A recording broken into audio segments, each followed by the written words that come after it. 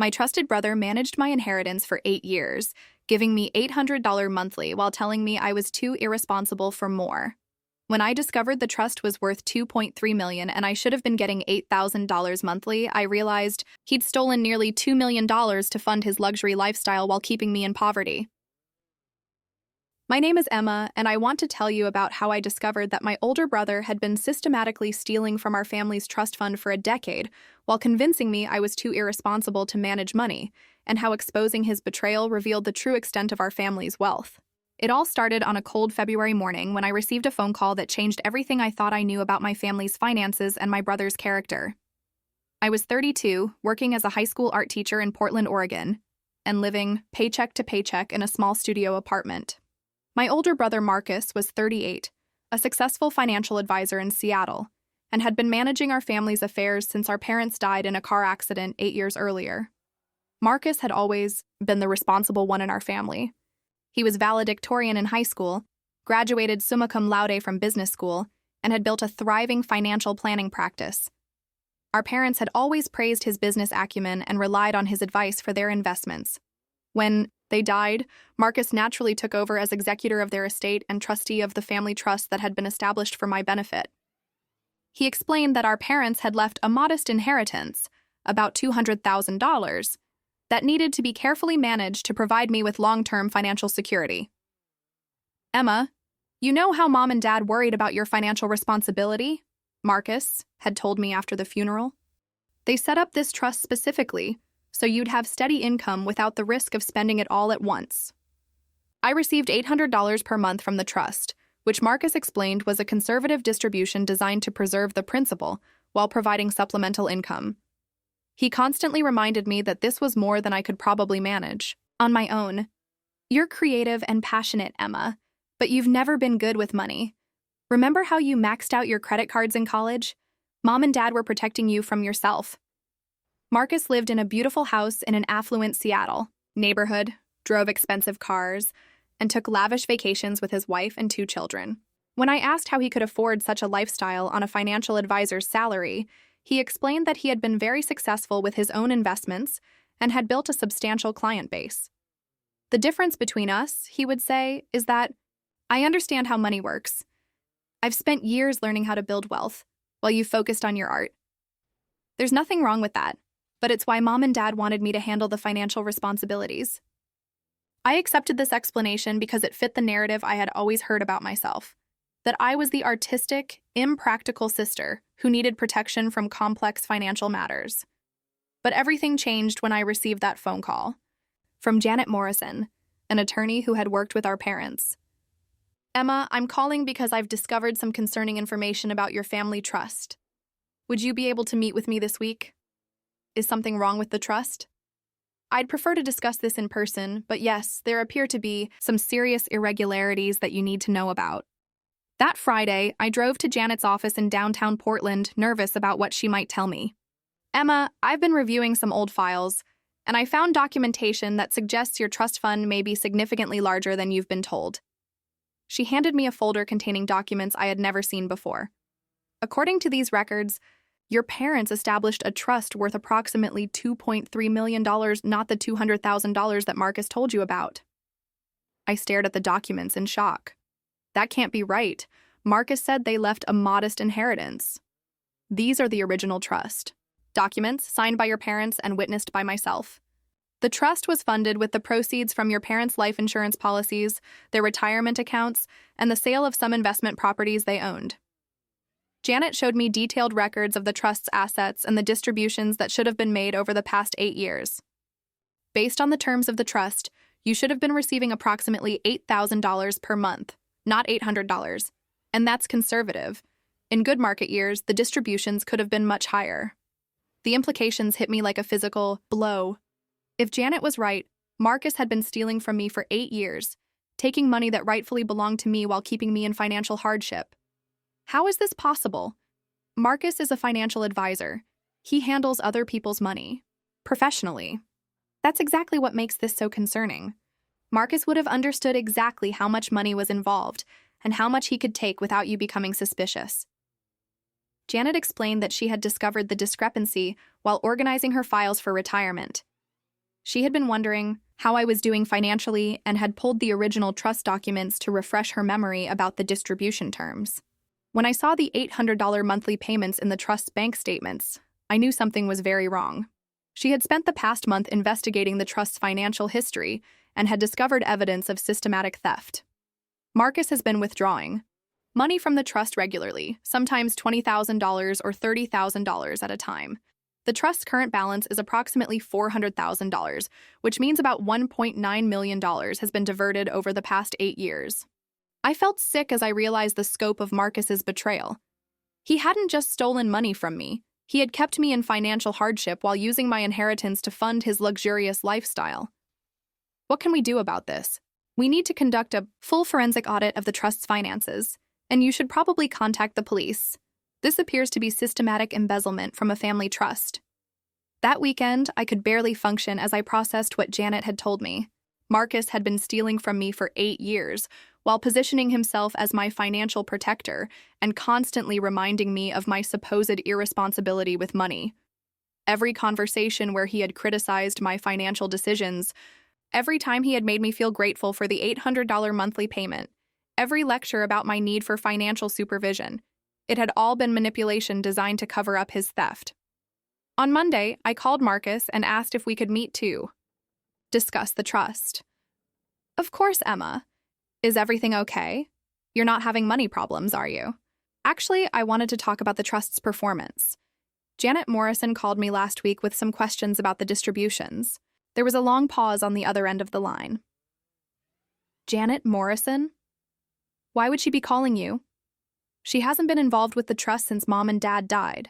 She had some questions about the original terms of the trust. She seemed to think I should be receiving larger distributions. Emma, Janet is elderly and probably confused. The trust is performing exactly as Mom and Dad intended. You know, I would never do anything that wasn't in your best interest.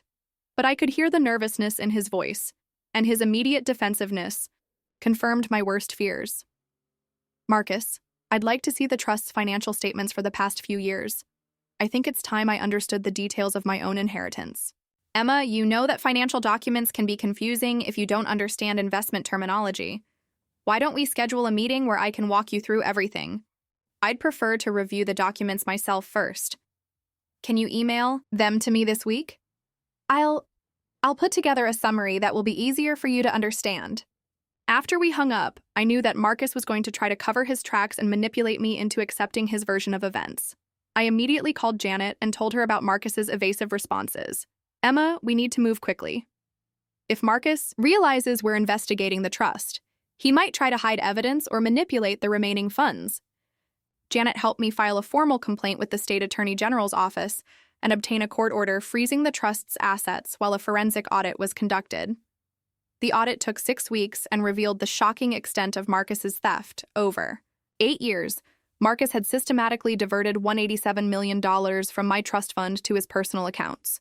He had used my inheritance to purchase his house, fund his children's private school education, pay for luxury vacations, and make investments in his own name.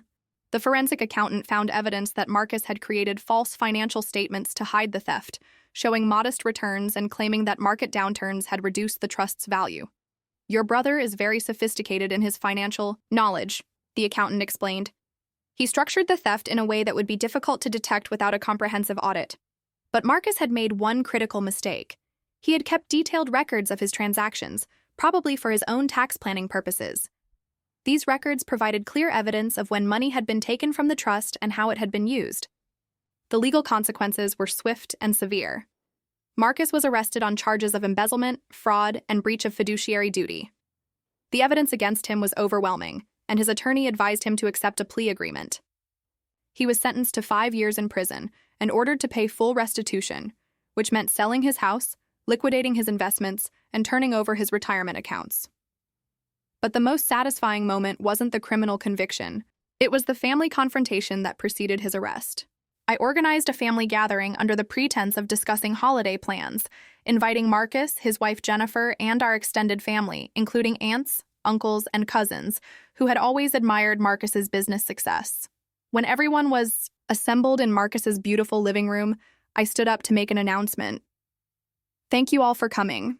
I asked you here because I discovered something about our family finances that everyone needs to know. I explained how Janet had contacted me about the trust, the forensic audit that had been conducted, and the evidence of Marcus's systematic theft. For 8 years, Marcus has been stealing from our parents' trust fund while keeping me in financial hardship and constantly telling me I was too irresponsible to manage money. I showed the family copies of the forensic audit, the original trust documents, and evidence of how Marcus had used my inheritance to fund his lifestyle. The house we're sitting in right now was purchased with money stolen from me. Marcus's cars, his children's education, his family vacations, all funded with my inheritance while he convinced me I should be grateful for $800 per month. The room erupted in shocked gasps and angry murmurs as family members realized the scope of Marcus's betrayal. Marcus tried to defend himself, claiming that he had only borrowed money from the trust and had always intended to pay it back. I was managing Emma's inheritance responsibly. She would have spent it all if I had given her access to the full amount. Marcus, I said calmly, you stole $1.8 million from me while lecturing me about financial responsibility. There is no justification for that level of theft and deception. Our Aunt Patricia, who had always been Marcus's biggest supporter, stood up with tears in her eyes. Marcus, how could you do this to your own sister? Your parents trusted you to take care of Emma, not rob her blind. Jennifer, Marcus's wife, was staring at him in horror as she realized that their entire lifestyle had been built on stolen money. Marcus, did you use Emma's money to buy our house? To pay for the kids' school? When Marcus couldn't answer, Jennifer gathered the children and left the house immediately, filing for divorce the following week. The family completely ostracized Marcus, with everyone making it clear that they wanted nothing to do with someone who would steal from his own sister's inheritance. But the most important outcome was the restoration of my financial security and independence. After restitution was paid and the trust was properly managed, I discovered that my inheritance was actually worth over $3 million, having grown substantially over the years despite Marcus's theft. I was finally able to receive the distributions I should have been getting all along, approximately $12,000 per month, which completely transformed my financial situation. I quit my teaching job and opened my own art studio, something I had always dreamed of but never thought I could afford. I bought a beautiful house with a dedicated art space and began exhibiting my work in galleries throughout the Pacific Northwest. But more importantly, I gained confidence in my own judgment and abilities. Marcus had spent years convincing me that I was too irresponsible to handle money or make important decisions, when in reality, he had been the irresponsible one. 2 years after Marcus's conviction, I ran into Jennifer at a coffee shop. She looked exhausted and was clearly struggling financially after their divorce. Emma, I want you to know how sorry I am. I had no idea Marcus was stealing from you. If I had known where the money was coming from, I never would have accepted that lifestyle. I believe you, Jennifer. Marcus was very good at manipulation and deception. The kids ask about their father sometimes, and I don't know what to tell them. How do you explain that their comfortable life was built on stolen money? You tell them the truth, that actions have consequences, and that stealing is wrong no matter who you're stealing from. Jennifer nodded sadly. We lost everything when he went to prison. The house, the cars, their private school. It's been really hard to adjust. I felt sympathy for Jennifer and the children, who had been innocent victims of Marcus's choices, but I couldn't regret that justice had been served. I'm sorry you and the kids are going through this, but I spent 8 years living in poverty, while Marcus used my inheritance to fund your family's lifestyle. He made his choices, and now everyone has to live with the consequences. Today, as I work in my sun-filled art studio, I sometimes think about the 8 years I spent struggling financially while my own brother stole my inheritance. But I don't regret those years anymore. They taught me resilience, self-reliance, and the value of hard work. They also showed me that family relationships built on deception and manipulation are not worth preserving. Marcus is still in prison, and when he's released, he'll have to rebuild his life from nothing.